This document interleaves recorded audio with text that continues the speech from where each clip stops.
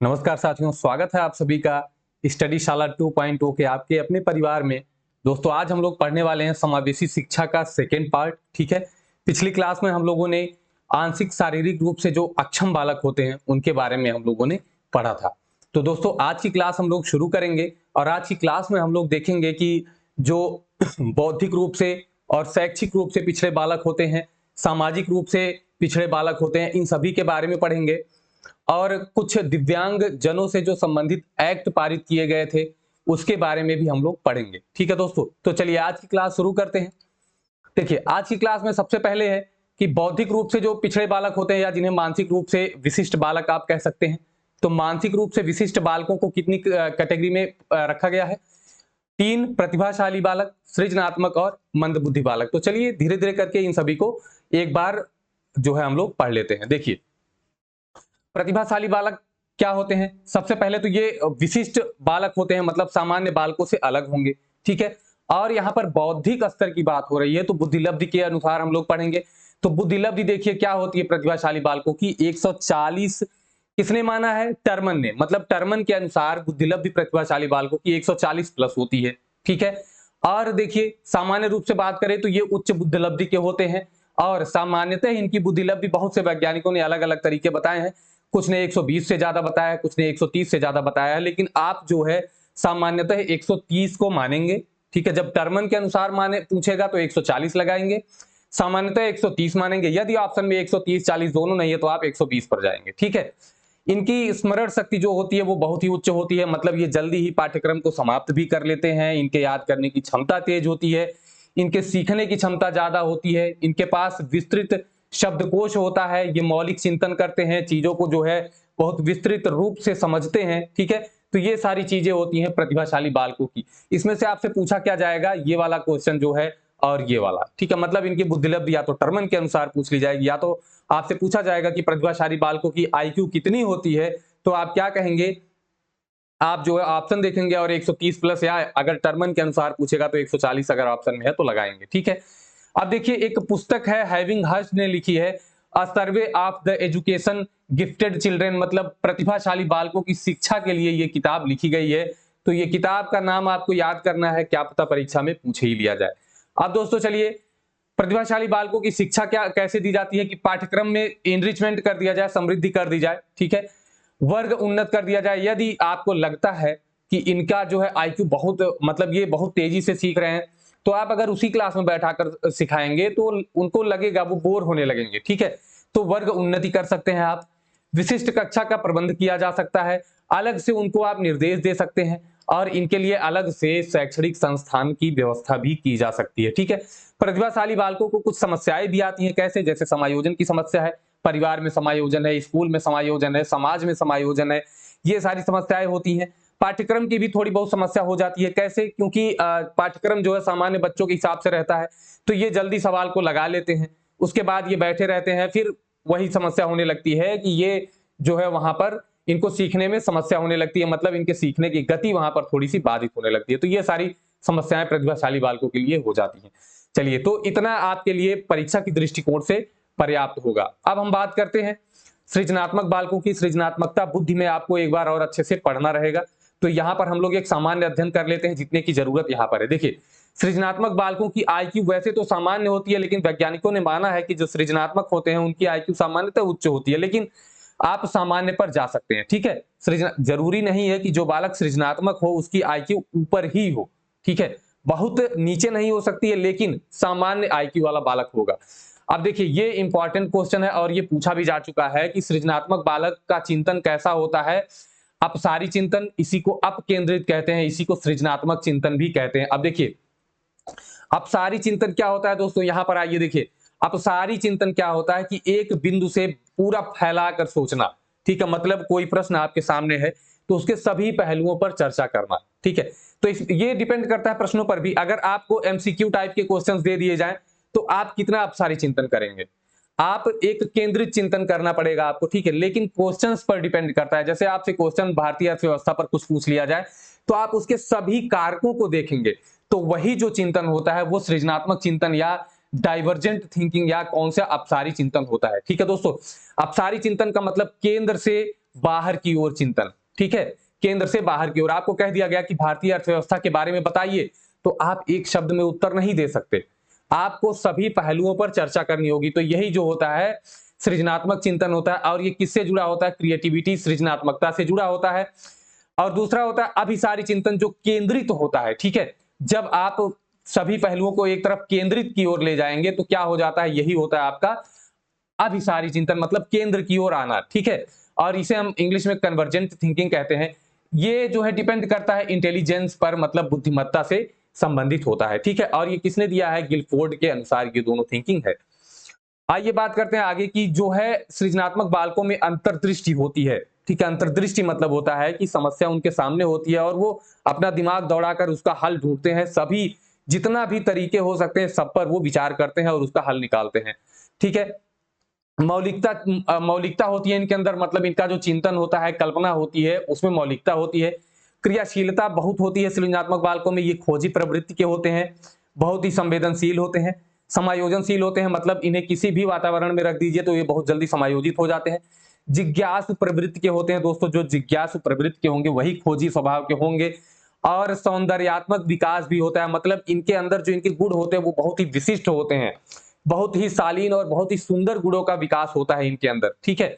तो ये हो गया आपका सृजनात्मक बालकों की विशेषताएं समझिए, उनकी परिभाषा समझिए। देखिए सृजनात्मकता के लिए 4 तत्व आवश्यक होते हैं, क्या क्या है? फ्लुएंसी, प्रवाहता, ओरिजिनलिटी, नवीनता, इलेबोरेशन, विस्तारण, और फ्लेक्सिबिलिटी, लचीलापन। ये जो है 4 तत्व है, ये सृजनात्मकता के लिए मुख्य तत्व होते हैं। अब देखिए ये मोस्ट इंपॉर्टेंट क्वेश्चन है, पूछा गया है, कई बार पूछा गया है कि इनके लिए शिक्षण तकनीक कौन सी अपनाई जाती है?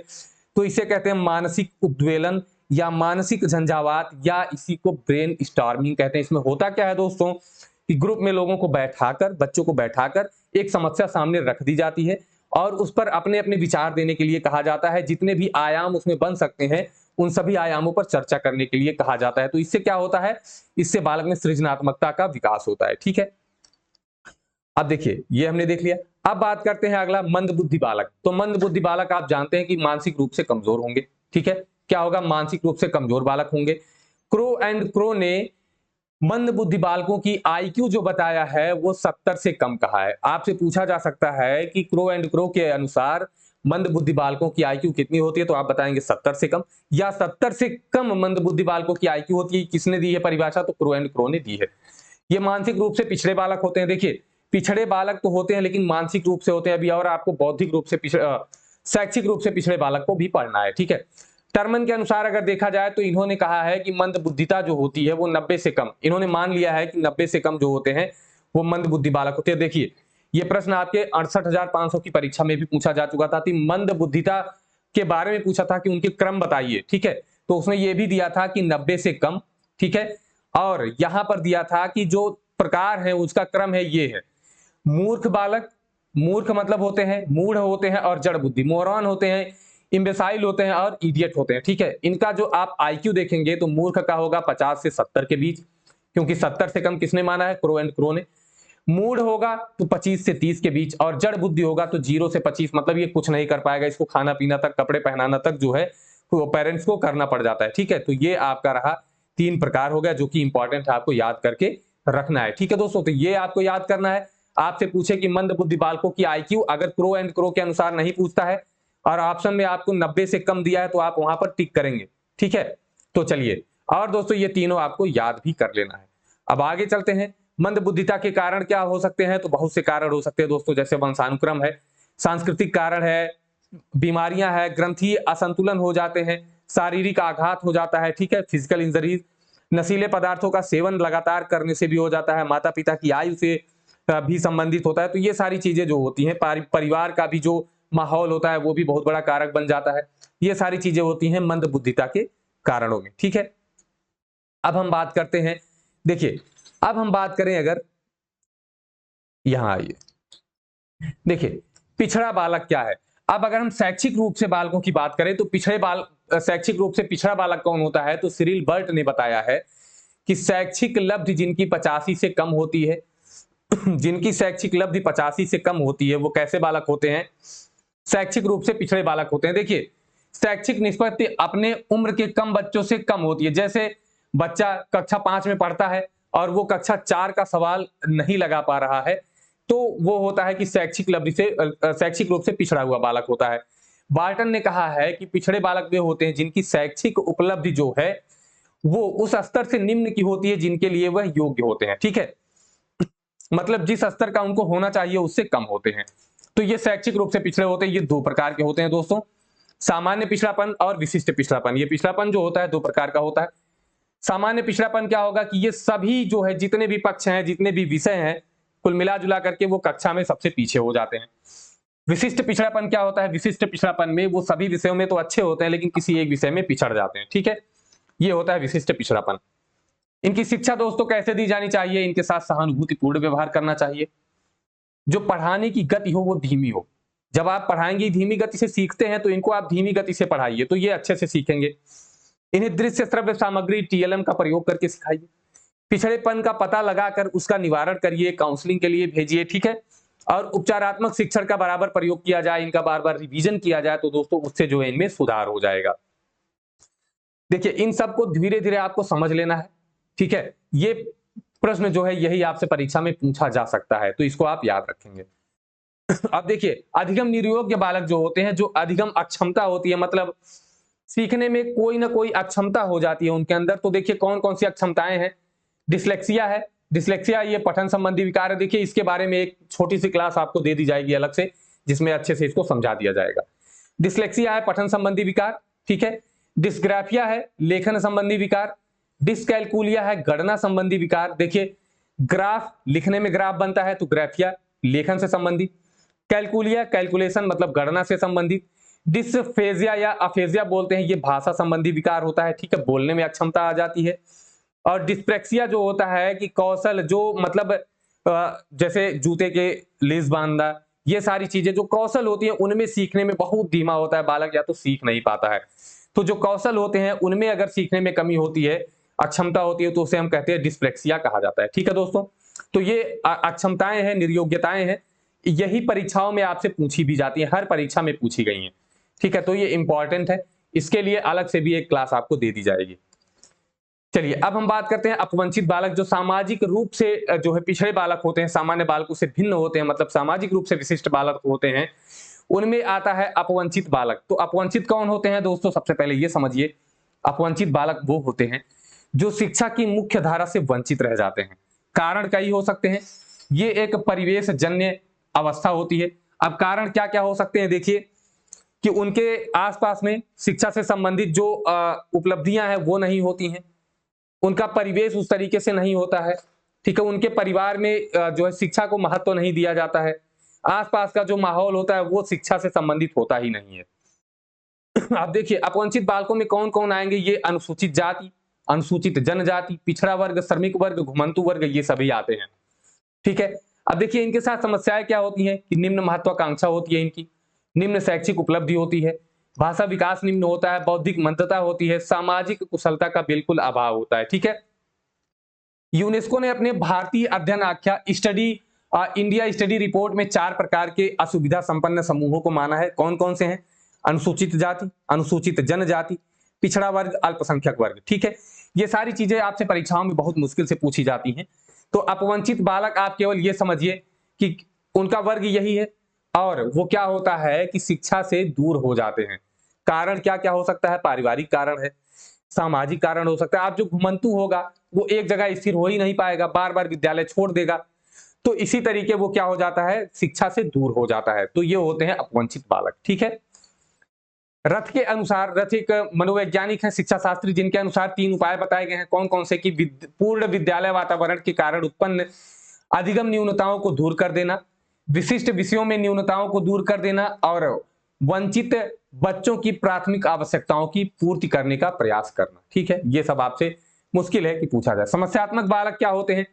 समाज के नियमों को अस्वीकार करते हैं, व्यवहार के माध्यम से समस्या उत्पन्न करते हैं, बुरा आचरण करते हैं, शारीरिक व मानसिक कष्ट देकर दूसरों को परेशान करके आनंद का अनुभव करते हैं। ये समस्यात्मक बालक होते हैं।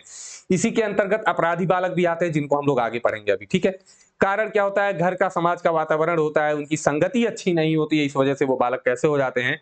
समस्यात्मक बालक हो जाते हैं। ठीक है, देखिए अपराधी बालक कौन होते हैं? अपराधी मतलब चोरी करना, झूठ बोलना, अपराधियों के साथ रहना, ये सारी प्रवृत्तियां होती हैं अपराधी बालकों में, ठीक है। इनके सुधार के लिए इन्हें रिहैबिलिटेशन सेंटर में भेज दिया जाता है, बाल सुधार गृह में इन्हें भेज दिया जाता है, ठीक है दोस्तों। तो ये सारे तरीके होते हैं इनको सुधारने के, ठीक है। मारना पीटना ये सब जो है इसका इलाज नहीं होता है। शिक्षा इन्हें कैसी देनी चाहिए? मूल प्रवृत्तियों का शोधन, मतलब इनकी जो मूल प्रवृत्तियां हैं उनको समाप्त नहीं करना है, उनको सुधारना है, ठीक है। अच्छे कार्यों के लिए प्रेरित करना है, प्रोत्साहन व पुरस्कार दीजिए, वो प्रेरित होंगे। अध्यापक व माता पिता का सहयोगात्मक व्यवहार होना चाहिए।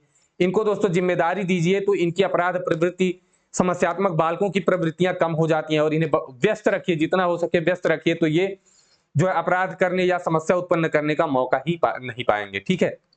आप देखिए दिव्यांगजनों से संबंधित कुछ एक्ट हैं। देखिए दोस्तों, जो पीछे आपने पढ़ा है उससे संबंधित जो भी प्रश्न आएंगे आप उसको हल करने में सक्षम हो जाएंगे आप, ठीक है।